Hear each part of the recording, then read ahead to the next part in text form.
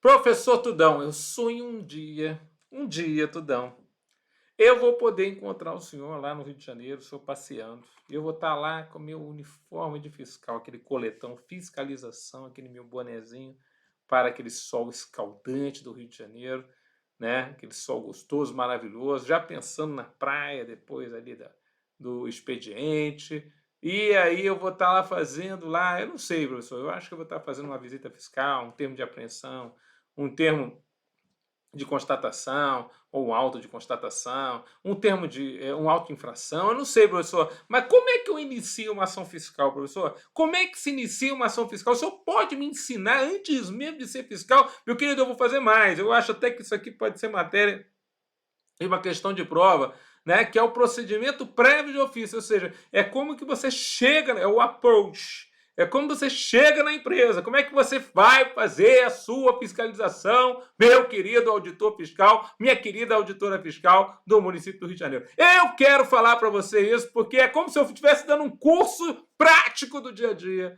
do fiscal lá no Rio de Janeiro. Vamos lá? Então aqui a aula é o procedimento prévio de ofício. Como é que funciona isso, professor? Então, eu vou te dar as formas do approach do fiscal. Olha só. Está aqui no artigo 44 do decreto 14.602 de 96. Ele fala assim, ó. Um procedimento prévio de ofício se inicia, olha lá, se inicia pela ciência. Opa, o que é isso? Ciência. Ciência. Toda vez que você viu, o contribuinte vai ter que dar um ciente, ele vai ter que fazer a sua assinatura. E a assinatura não é qualquer um, é dada pelo próprio sujeito passivo ou por um preposto de qualquer ato praticado por servidor competente para esse fim. Ou seja, o ciente é quando uma pessoa da empresa assina o documento. Então, tomou um ciente, né? Recebíamos um ciente ali de que a empresa foi notificada, foi intimada e assim por diante. E o servidor, para fazer isso, é um servidor que tem que ser um servidor competente, tá certo? Ciência é uma das formas que o procedimento prévio de ofício. Então você chega com a intimação, entrega para o contribuinte, ele toma ciência. Vamos lembrar uma coisa importante: tem que ser uma pessoa que represente a empresa, não pode ser qualquer pessoa. Tem que ser uma pessoa que representa a empresa, tá certo? Lavratura de um termo de arrecadação. Opa!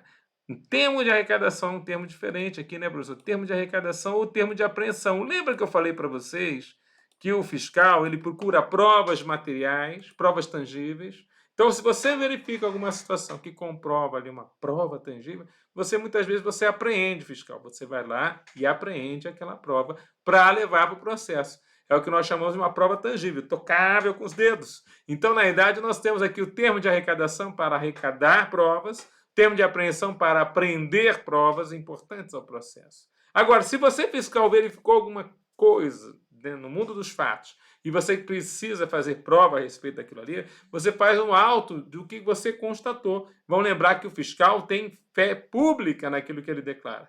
Então é muito importante você fazer um auto que nós chamamos de um auto de constatação.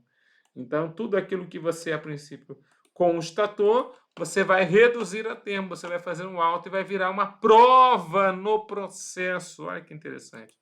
Aquilo se transforma numa prova no processo, um auto de constatação. Você entendeu? Então, interessante, hein, Tudão? Porque aí você realmente tem como trazer essas provas ao processo. Exatamente, tem como trazer as provas ao processo.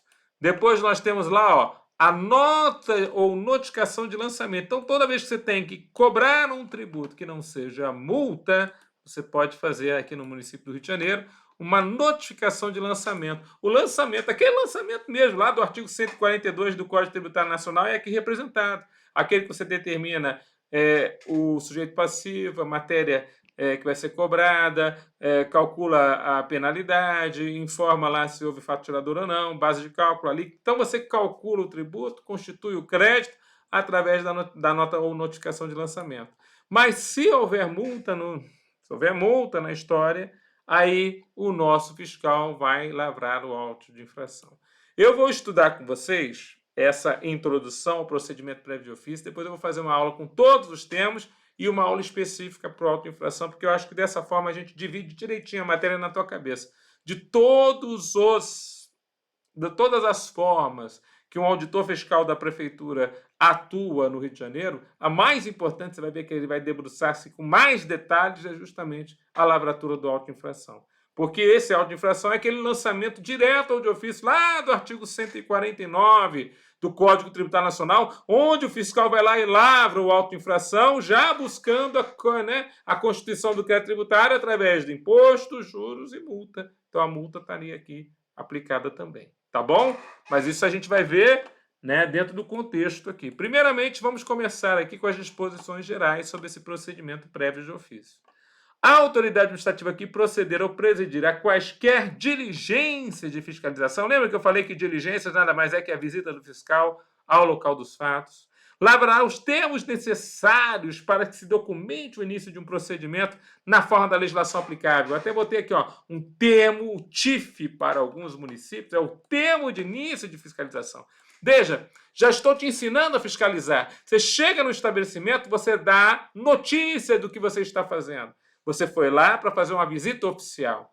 Então, você tem um termo de início de fiscalização que você vai lavrar no livro próprio. Nós temos um livro para fazer justamente lavratura de termos de início de fiscalização e encerramento de fiscalização, que é o famoso RUT-FITO. Nome excelente para você dar para o seu cãozinho, para nunca mais esquecer esse livro, que é o livro mais importante para a fiscalização dos municípios. RUT-FITO é o Registro de Utilização de Documentos Fiscais e Termos e Ocorrências. Nesse livro, chamado também Livro Modelo 6, todos os termos que são feitos pela fiscalização ao chegar a um estabelecimento são lavrados nesse livro. Vamos lembrar que os livros fiscais hoje, a maioria deles está dentro da escrituração fiscal digital, quer dizer, eles não estão mais sendo feitos em papel, mas esse livro, o RUT-FITO, ainda fica no estabelecimento e ele é em papel. E ele fala sobre isso. Os termos a que se refere o parágrafo anterior serão lavrados sempre que possível. Frasezinha de prova, né? Sempre que possível é uma situação interessante, né? Frasezinha de prova. Então, serão lavrados sempre que possível, é como ele cita aqui, no livro RUT-FITO, Registro de Utilização de Documentos Fiscais e Termos de Ocorrência, RUT-FITO.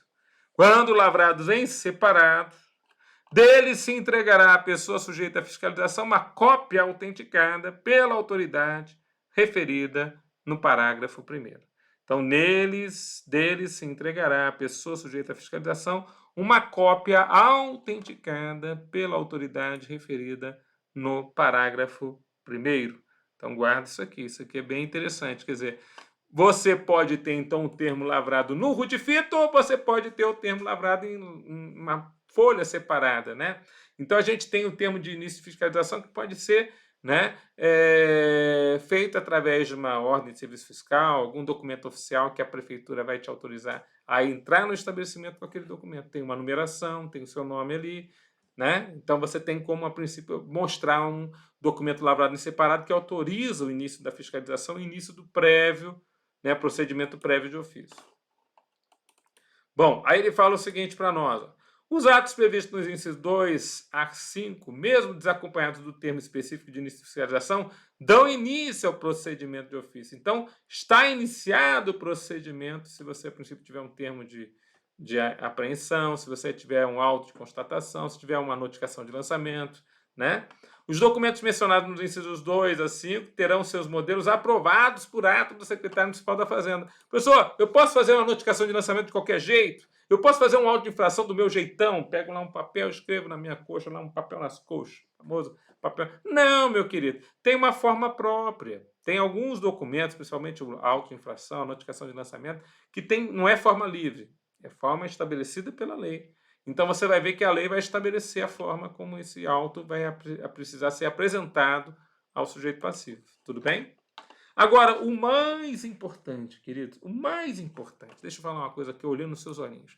O mais importante que o fiscal deve saber é que, uma vez que é lavrado um termo de início de fiscalização, você tem um efeito importantíssimo naquela ação fiscal, que é o efeito grava isso, hein? O efeito da exclusão da espontaneidade.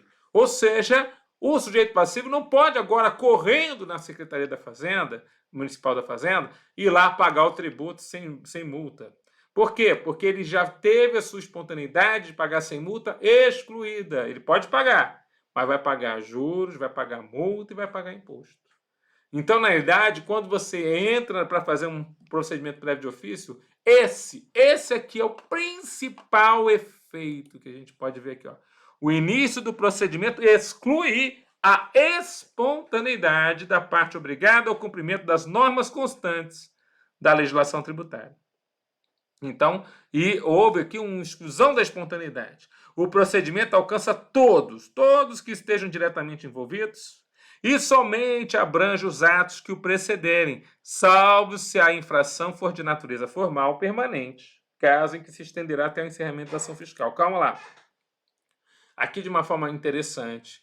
Quando você tem uma exclusão de espontaneidade, você está excluindo a espontaneidade quanto a qualquer fato anterior àquele momento. Então, todos os fatos que já aconteceram, está excluída a espontaneidade para que você não corra lá e pague sem multa. Fechou. Mas se for uma infração formal, quer dizer, quanto à forma, e ela é permanente, continua a acontecer, isso pode perdurar enquanto ela estiver acontecendo, porque ela é uma infração quanto à forma, de forma permanente, e está acontecendo ainda. Então, pode aí ser cobrado esse tributo sobre essa infração formal, como ele cita aqui para nós, tá certo? Então, guardemos aí para a gente poder levar para a prova. O que mais?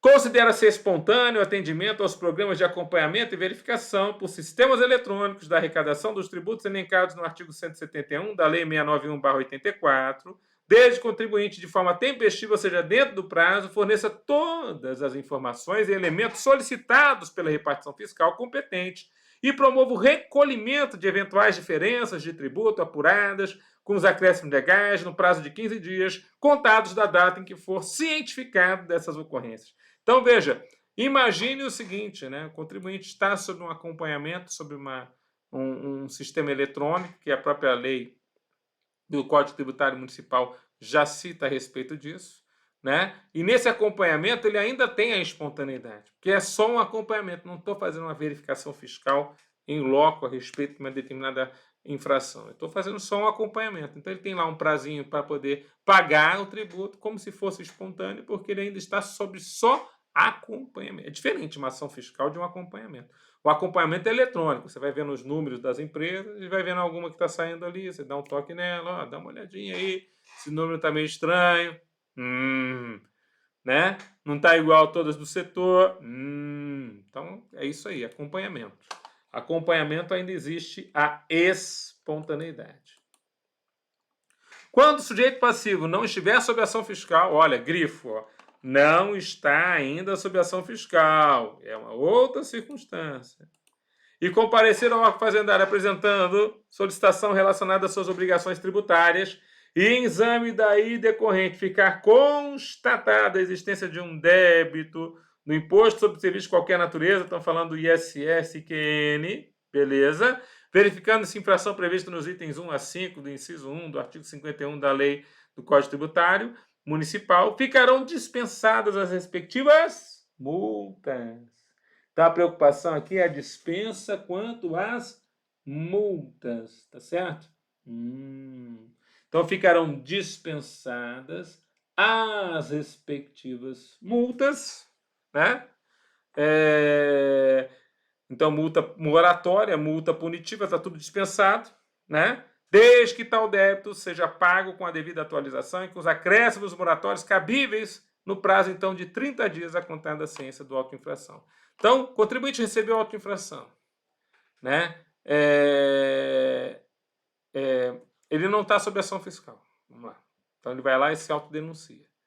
Aí é lavrado auto-infração, né? Mas não vai se cobrar multa naquele auto, porque justamente estamos naquele instituto da denúncia espontânea, aquele previsto lá no artigo 138 do Código Tributário Nacional, quer dizer, a denúncia feita antes do início de qualquer procedimento prévio de fiscalização.